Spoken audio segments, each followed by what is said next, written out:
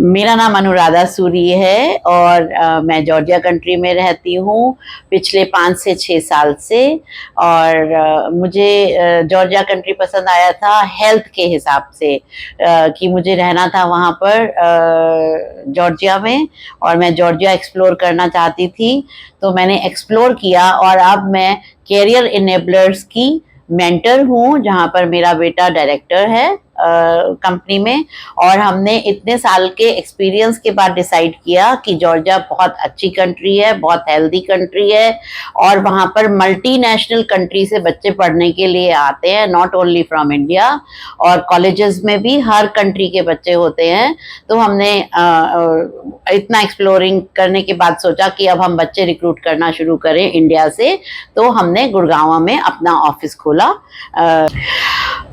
So I am guiding my son in Career Enablers. I am working as a guide, mentor, and he is recruiting these students for Georgia country, because after exploring Georgia, we thought this is the good country and we can bring these students from India, because I am sitting in Georgia and my son is here in India, so I can cater these students well.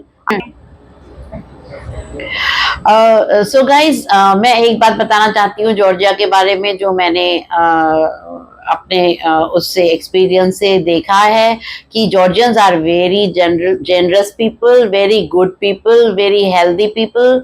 And जो बच्चे भी हमारे वहाँ पर पढ़ते हैं उस बारे में मैं बताना चाहती हूँ, क्योंकि जिस सिटी में मैं रहती हूँ जॉर्जिया की तिब्लिसी, वहाँ बहुत ज़्यादा स्नो नहीं है और बच्चे बहुत हेल्दी लाइफ लीड करते हैं। विंटर्स में विंटर होती है पर इतनी विंटर नहीं होती कि बच्चे बाहर ना निकल सकें।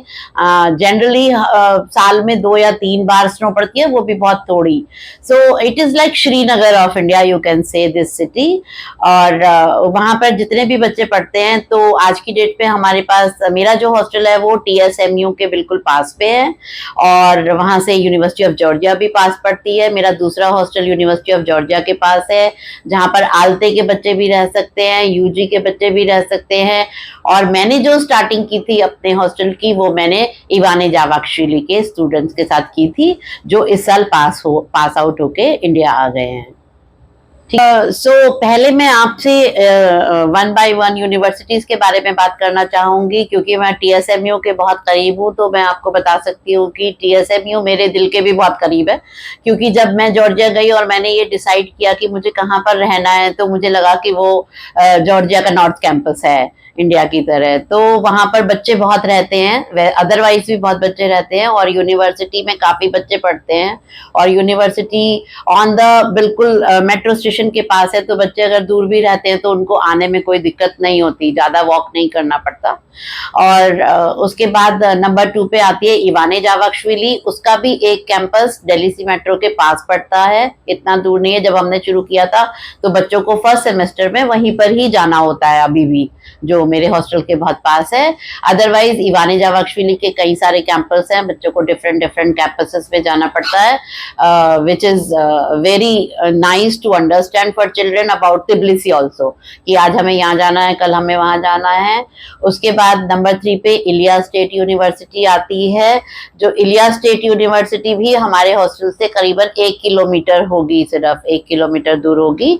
और वहाँ की तो पढ़ाई बहुत ही अच्छी है, क्योंकि वो पहले बच्चों से टेस्ट लेते हैं। अगर आप टेस्ट पास करेंगे तो आपको एडमिशन मिलेगा। It is not that 100% whether you have 48% or 78% or 90%, they will take you. Even if you scored 95% in 12th standard, still they will take your test and they will give you admission letter.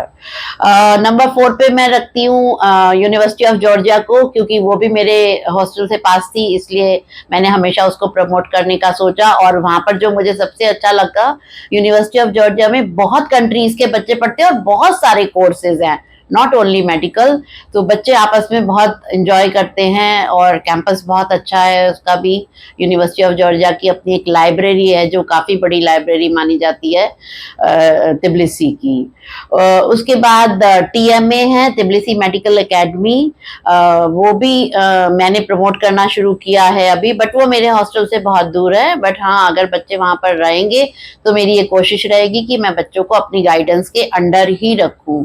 Tbilisi medical academy and SEU, ये दोनों universities आसपास हैं। Georgian national university भी मैं direct करती हूँ। तो अगर हमारे पास बच्चे रहेंगे उन यूनिवर्सिटीज के, तो वहाँ भी हम अपनी गाइडेंस में रखेंगे बच्चों को, जितने साल भी बच्चे हमारे साथ रहना चाहें। और मैं आपकी नॉलेज के लिए बता दूं कि मेरे पास 6th ईयर की गर्ल्स भी अभी तक रह रही हैं, बॉयज भी रह रहे हैं 5th और 6th ईयर के। They don't want to change, you know, क्योंकि शुरू के 2-3 साल उनको लगा हमने समझ लिया है, खाना सही मिलता है, सफाई होके मिलती है, कपड़े धुले मिलते हैं, तो उनको अब वो अपने कंफर्ट जोन में आ गए और वो शिफ्ट ही नहीं करना चाहते हैं काफी बच्चे जो हैं। बट कुछ बच्चे होते हैं जो आते हैं और जाते हैं, जिनको अपार्टमेंट में रहना अच्छा लगता है या कुछ भी। तो हम हर तरीके से बच्चों की मदद करते हैं, वो जहां भी रहना चाहें। उसके बाद गाइज मैं एक बात बोलना चाहूंगी USMLE के ऊपर। मेरे पास USMLE प्रोग्राम TSMU के बच्चे भी रहते हैं, 2-3 लड़कियां हैं जो TSMU में USMLE so for USMLE program, though we can get you admission in TSMU also, and but I am working on DTMU because उसका भी एक कारण है कि मैं DTMU ही क्यों करना चाहती हूँ, क्योंकि DTMU का रिकॉर्ड ऑफ पासिंग FMG बहुत अच्छा है पिछले सालों में।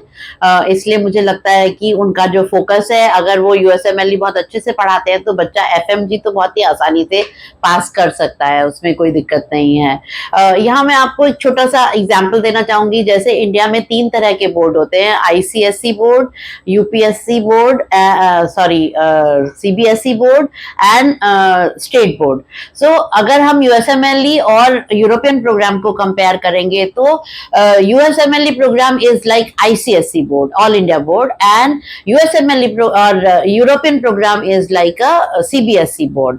सो अगर हमने ICSE से पढ़ाई की है तो हम CBSE आराम से निकाल सकते हैं। उसी तरीके से अगर हमने USMLE पे फोकस किया है तो भी हम यूरोपियन प्रोग्राम का FMG जो भी नेक्स्ट होगा अगर अगली बार से, वो वाला हम टेस्ट आसानी से निकाल पाएंगे। तो मेरा ये सलाह है बच्चों को कि अगर USMLE पढ़ते हैं तो वो दोनों जगह पे अपनी लक ट्राई कर सकते हैं, क्योंकि एंट्रेंस टेस्ट जो होता है वो basically, I have been a teacher for long, so मेरा ये मानना है कि एंट्रेंस टेस्ट में 80% आपकी नॉलेज और 20% लक भी चाहिए होता है।